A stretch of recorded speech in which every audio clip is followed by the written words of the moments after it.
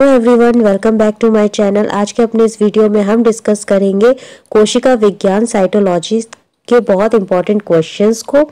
चलिए स्टार्ट करते हैं अपना वीडियो। पहला प्रश्न है, रॉबर्ट हुक ने खोज की। रॉबर्ट हुक डिस्कवर्ड ए केंद्रक की, बी कोशिका विभाजन की, सी कोशिका की, डी बी तथा सी दोनों की, both B and C. The correct answer is option number C, कोशिका की, सेल की। रॉबर्ट हुक ने जो थी वो कोशिका सेल की खोज की थी। कब खोज की थी इन्होंने? 1665 में खोज की थी। और इन्होंने ये खोज कैसे की थी? इन्होंने क्या था, कॉर्क की बहुत पतला सा एक स्ट्रक्चर था जिसको इन्होंने एग्जामिन किया था। जब माइक्रोस्कोप के नीचे देखा था तो इनको वो जो स्ट्रक्चर था वो कुछ मधुमक्खी के छत्ते की शेप का दिखाई दिया था। जैसे मधुमक्खी के छत्ते में छोटे छोटे से कंपार्टमेंट्स होते हैं, वैसे ही उन्हें भी इसके अंदर कंपार्टमेंट्स दिखाई दिए थे और उन्होंने हर एक कंपार्टमेंट को नाम दिया था सेल। इसके अलावा रॉबर्ट हुक ने एक बुक भी लिखी है, वो बुक का नाम है माइक्रोग्राफिया। तो हमारे कितने क्वेश्चंस यहाँ से तैयार हो गए? एक तो ये था कि रॉबर्ट हुक ने सेल की खोज की। दूसरा, रॉबर्ट हुक ने की जो बुक है वो कौन सी है? माइक्रोग्राफिया है। और रॉबर्ट हुक ने सेल की खोज कब की थी? 1665 में की थी। नेक्स्ट क्वेश्चन देखते हैं। सेकंड क्वेश्चन है, हरित लवक की झिल्ली होती है। क्लोरोप्लास्ट मेम्ब्रेन इज ए एक परतीय सिंगल लेयर्ड, बी द्विपर्तीय डबल लेयर्ड, सी बहुपर्तीय मल्टीपल लेयर्ड, डी संयुक्त संरचना compound structure. The correct answer is option number B, द्विपर्तीय डबल लेयर्ड। जो द्विपर्तीय डबल लेयर्ड मेम्ब्रेन होती है वो किस किस में पाई जाती है? पहला, क्लोरोप्लास्ट में पाई जाती है। दूसरा, ल्यूकोप्लास्ट में पाई जाती है। तीसरा, ये क्रोमोप्लास्ट में पाई जाती है। इसके अलावा डबल लेयर्ड स्ट्रक्चर जो है वो माइटोकॉन्ड्रिया में पाया जाता है और केंद्रक यानी कि न्यूक्लियस में भी होता है। इसके अलावा अब हम बात करते हैं सिंगल लेयर्ड। सिंगल लेयर्ड जो होता है वो किस किस में पाया जाता है? सिंगल लेयर्ड जो है वो एंडोप्लाज्मिक रेटिकुलम में पाया जाता है और गोल्जी बॉडीज में पाया जाता है। इसके अलावा लाइसोसोम्स में पाया जाता है। नेक्स्ट क्वेश्चन देखते हैं। थर्ड क्वेश्चन, हरित लवक में किसकी मात्रा सर्वाधिक पाई जाती है? Which is maximum in amount found in chloroplast? A pyruvic carboxylase, B hexokinase, C RuDP carboxylase, D उपयुक्त में से कोई नहीं, none of the above. The correct answer is option number C, RuDP carboxylase. Next question है, निम्न में से कौन सा कोशिकांग कोशिका का बिजली घर पावर हाउस कहलाता है? Which of the cell organelle is considered to be the power house of the cell? A plastid, B Golgi bodies, C mitochondria, D lysosome. The correct answer is option number C, mitochondria. Mitochondria को power house of the cell कहा जाता है। अगला question है, जब centromere गुणसूत्र के शीर्ष पर उपस्थित हो तो ऐसे गुणसूत्र का प्रकार होता है। When the centromere is located at the apex tip of the chromosome, the type of chromosome will be A metacentric, B telocentric, C acrocentric, D upmetacentric. The correct answer is option number B, telocentric. Six question देखते हैं। V आकार के गुणसूत्र होते हैं। V shaped chromosomes are A metacentric, B sub metacentric, C acrocentric, D इनमें से कोई नहीं।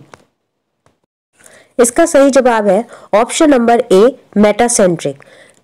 क्रोमोसोम्स जो होते हैं वो अलग अलग शेप्स में पाए जाते हैं। पहला होता है हमारा आई शेप्ड का क्रोमोसोम। आई शेप्ड के क्रोमोसोम का स्ट्रक्चर इस तरीके से होता है। ये है हमारा आई शेप्ड क्रोमोसोम और इसे बोलते हैं टीलोसेंट्रिक। क्या बोलते हैं? टीलोसेंट्रिक बोलते हैं। नेक्स्ट जो है वो हमारा जे शेप्ड स्ट्रक्चर होता है। जे शेप्ड स्ट्रक्चर इस तरह से होगा और इसको क्या बोलेंगे? इसको बोलेंगे एक्रोसेंट्रिक। थर्ड जो होता है वो होता है L shaped. L shaped structure ऐसे होगा। इसका ये जो है ये आर्म है और यहां पर इसका सेंट्रोमेयर है और इसको क्या बोलेंगे? सब मेटासेंट्रिक। एल शेप्ड को क्या बोलेंगे? सब मेटासेंट्रिक बोलते हैं। फिर आता है हमारा V shaped. We shaped chromosomes जो होते हैं इनको बोलते हैं मेटासेंट्रिक। सेवेंथ क्वेश्चन देखते हैं। न्यूक्लियोलर संगठन क्षेत्र NOR गुणसूत्र का डैश संकीर्णन है। Nucleolar organiser region NOR is the construction of chromosome A प्राथमिक, प्राइमरी, B द्वितीयक, सेकेंडरी, C सेंट्रोमियर, D इनमें से कोई नहीं, none of the above. The correct answer is option number B द्वितीयक, सेकेंडरी। अगला प्रश्न है डैश प्रकार के गुणसूत्र दुर्लभ होते हैं। Type of chromosomes are rare. A sub metacentric, B metacentric, C A तथा B दोनों, both A and B, D telocentric. The correct answer is option number D telocentric. Telocentric type के जो क्रोमोसोम्स होते हैं बहुत ही रेयर पाए जाते हैं। अगला प्रश्न देखते हैं। 9th क्वेश्चन है गोल्जी कॉय का मुख्य कार्य क्या है। अब major function of Golgi bodies is A प्रकाश निर्भर प्रकाश संश्लेषण, light dependent photosynthesis, B electron का परिवहन, the transport of electrons, C protein तथा शर्करा को जोड़ना, linkage of proteins with sugar, D spindle तंतुओं का निर्माण, formation of spindle fibres. The correct answer is option number C protein तथा शर्करा को जोड़ना, linkage of proteins with sugar. Golgi bodies जो है वो कुछ यूकैरियोट्स की सेल्स को अगर छोड़ दें तो सारे ही यूकैरियोट्स के सेल में ये पाए जाते हैं। सेल ऑर्गेनली प्रेजेंट होती है और इसके बहुत सारे काम होते हैं। गोल्जी कॉय के जो मुख्य काम है वो क्या क्या है। पहला काम तो जो है इसका वो है सेल सिक्रीशन का, यानी कोशिकीय स्त्रावरण करता है ये। दूसरा है transformation of biomembrane. Transformation of biomembrane का मतलब हो गया जैव कलाओं का रूपांतरण। तीसरा काम जो करती है गोल्जी बॉडी वो करती है हार्मोन्स तथा जटिल कार्बोहाइड्रेट का निर्माण। ये क्या करती है, हार्मोन्स एंड कार्बोहाइड्रेट का प्रोडक्शन करती है। फोर्थ काम करती है एक्रोसोम का निर्माण। एक्रोसोम का निर्माण भी गोल्जी बॉडीज करती हैं। फिफ्थ काम क्या है, ये पांचवा जो महत्वपूर्ण काम करती है वो है ग्लाइकोप्रोटीन तथा ग्लाइकोलिपिड का फॉर्मेशन करती है। ग्लाइकोलिपिड और ग्लाइकोप्रोटीन का फॉर्मेशन करती है और यही ग्लाइकोलिपिड और प्रोटीन जो होते हैं ये प्रोटीन और शुगर को आपस में जोड़कर ग्लाइकोप्रोटीन बनाते हैं, जबकि प्रोटीन और वसा को जोड़कर जब प्रोटीन और फैट मिलता है तब क्या बनता है, तब ग्लाइकोलिपिड बनता है। ठीक है, नेक्स्ट क्वेश्चन देखते हैं। 9th क्वेश्चन है गोल्जी कॉय निर्माण से संबंधित है। Golgi complex is involve in A protein निर्माण, प्रोटीन सिंथेसिस, B कोशिकीय स्त्रावरण, सेल सेक्रेटरी प्रोसेस, C एक स्थान से दूसरे स्थान पे कणों की गति, particle movement from one part to other, D synapsis. The correct answer is option number B कोशिकीय स्त्रावरण, cell secretory process. Next question है कोशिका में ग्लाइकोलिपिड तथा ग्लाइकोप्रोटीन बनने का स्थल है। The place of formation of glycolipid and glycoprotein in cell is A ribosome, B lysosome, C लवक प्लास्टिड, D गोल्जी कॉय Golgi body. The correct answer is option number D Golgi कॉय Golgi body. 12th question Golgi complex की क्रियात्मक इकाई है। The functional unit of Golgi complex is A cristae, B thylakoid, C cisternae, D archoplasm. The correct answer is option number C cistern. Next question निम्नलिखित संरचनाओं में से कौन एक गोल्जी एपरेटस में क्रियागत इकाई है। Which of the following structure is the functional unit in a Golgi complex. A cistern, B thylakoid, C acroplasm, D crista. The correct answer is option number A cistern. Next question इनमें से कौन सा कोशिकांग dictyosome नाम से भी जाना जाता है। Which of the cell organelle is also known as dictyosome. A ribosome, B peroxisome, C lysosome, D Golgi bodies. The correct answer is option number D Golgi bodies. 15th question है किस्मेटा को देखने के लिए अर्धसूत्री विभाजन की सबसे उपयुक्त अवस्था है। To observe chiasmata the most appropriate stage of meiosis is A metaphase 2, B diagnosis, C tick protein, D pachytene. The correct answer is option number C diplotene. 16th question, किस चरण में सेंट्रोमेयर दो में विभाजित हो जाता है? In which stage does centromere divide into two? A metaphase 1 में, बी प्रोफेज 1 में, सी मेटाफेज 2 में, डी एनाफेज 1 में। तो इसमें जो है ये जो क्वेश्चन है ये टीजीटी, ये क्वेश्चन आपका टीजीटी 2009 बायोलॉजी में पूछा गया था। इसमें क्या है, इसमें ये जो क्वेश्चन है ये स्टार क्वेश्चन है। क्यों? क्योंकि इसमें जो क्वेश्चन आपसे पूछा गया है इसमें आपसे ये नहीं पूछा गया है कि ये माइटोसिस की बात कर रहे हैं या मियोसिस की बात कर रहे हैं, इसीलिए ये उस वक्त का कंट्रोवर्शियल क्वेश्चन था। ठीक है, जो सेंट्रोमियर होता क्या है, पहले हम सेंट्रोमियर जानते हैं। सेंट्रोमियर क्या होता है? जहां पर क्रोमोसोम के दो भाग आपस में आके जुड़ते हैं। ठीक है, क्रोमोसोम के दो पार्ट आकर आपस में जुड़ते हैं, उसको क्या बोलते हैं? सेंट्रोमियर बोलते हैं। फिर क्या होता है, जब सेल डिवीजन का टाइम होता है, यानी कि कोशिका विभाजन के समय जब मियोसिस हो रही होती है, तो मियोसिस में एनाफेज 1 के टाइम पर, मियोसिस में एनाफेज 2 और जबकि माइटोसिस में, जब माइटोसिस होती है उस टाइम एनाफेज के टाइम पर सेंट्रोमियर जो होता है वो दो पार्ट्स में डिवाइड हो जाता है। अगला प्रश्न देखते हैं। 17th क्वेश्चन है, अगुणित डीएनए के संदर्भ में सही अर्थों में आती है। The reference of haploid DNA comes exactly in A metaphase 1 में, बी एनाफेज में, सी एनाफेज 2 में, डी सेल प्लेट में। इसका सही जवाब क्या होगा? इसका सही जवाब है ऑप्शन नंबर सी एनाफेज 2 में।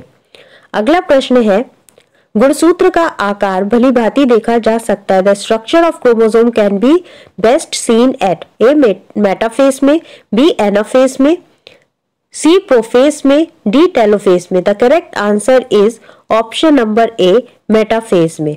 नेक्स्ट क्वेश्चन देखते हैं, कौन सी अवस्था स्टेज अधिकतम समय अवधि की होती है? What is the longest phase of mitosis? A prophase, B anaphase, C telophase, D इनमें से कोई नहीं। The correct answer is option number A prophase. Next question है हमारा, निम्नलिखित में से अर्धसूत्री विभाजन का सही क्रम कौन सा है? A leptotene, zygotene, pachytene, diplotene, diagnosis, B leptotene, pachytene, zygotene, diplotene, diagnosis, D zygotene, pachytene, leptotene, diplotene, diagnosis, D pachytene, leptotene, zygotes, diagnosis. इसमें क्या है? Which of the following is the right sequence in a meiosis division? The correct answer is option number A. पहले क्या होगा? Leptotene, फिर उसके बाद zygotene, फिर pachytene, then diplotene, then diakinesis. Next question देखते हैं।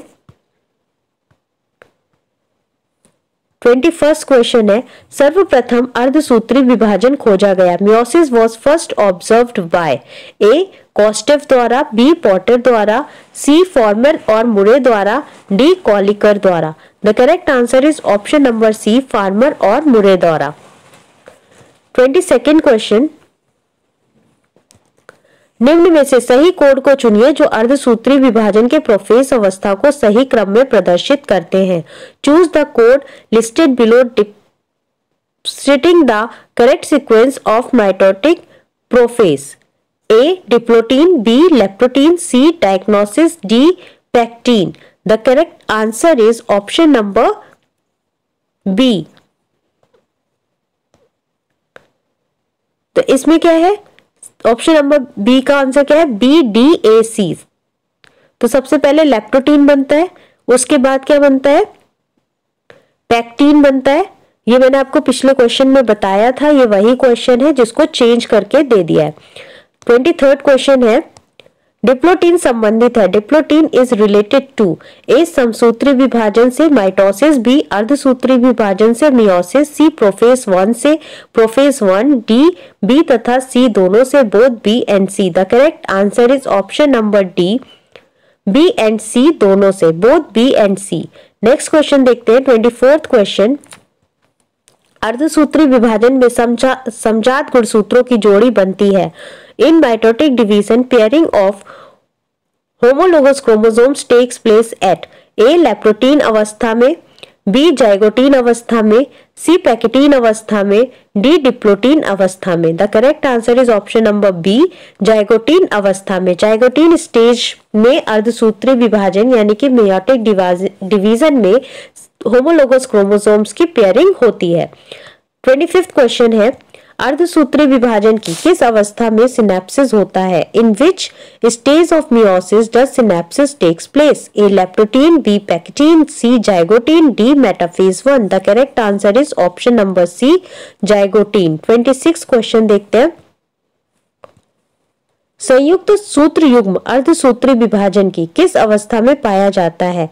सिनेप्टोमियल complex is found in which stage of meiosis? A prophase 1 की जाइगोटीन में, zygotene of prophase 1, B pachytene of prophase 1, prophase 1 की पैकेटीन में, C anaphase 1, D anaphase 2। The correct answer is option number A, prophase 1 की zygotene में। 27th question देखते हैं, अर्धसूत्री विभाजन की किस अवस्था में क्रॉसिंग ओवर होती है? Crossing over occurs in meiosis during A prophase 1, B prophase 2, C interphase, D interkinesis. The correct answer is option number A, prophase 1।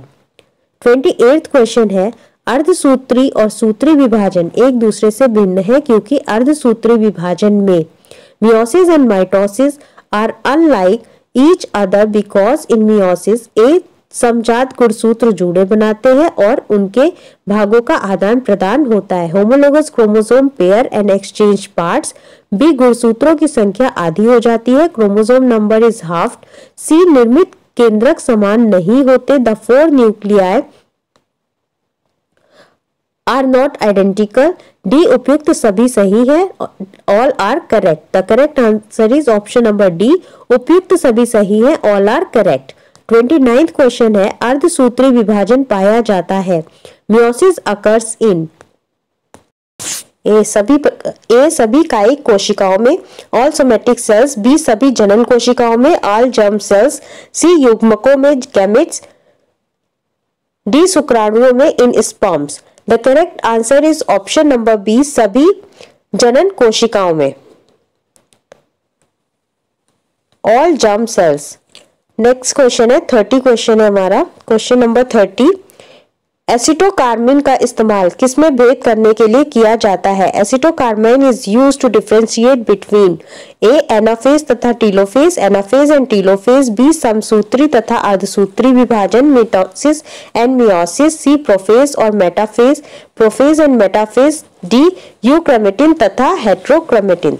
The correct answer is option number D, euchromatin तथा heterochromatin. Acetocarmine क्या होता है? एक तरीके का ये क्या होता है? स्टेन होता है, ठीक है, जिसका यूज ज्यादातर यूक्रोमेटिन या हेट्रोक्रोमेटिन को डिफरेंशिएट करने के लिए किया जाता है। तो ये थे हमारे 30 क्वेश्चन साइटोलॉजी के। अगले पार्ट में हम नेक्स्ट क्वेश्चंस को डिस्कस करेंगे। अगर आपको ये मेरा वीडियो पसंद आया हो तो प्लीज मेरे चैनल को लाइक करें, शेयर करें और सब्सक्राइब करें।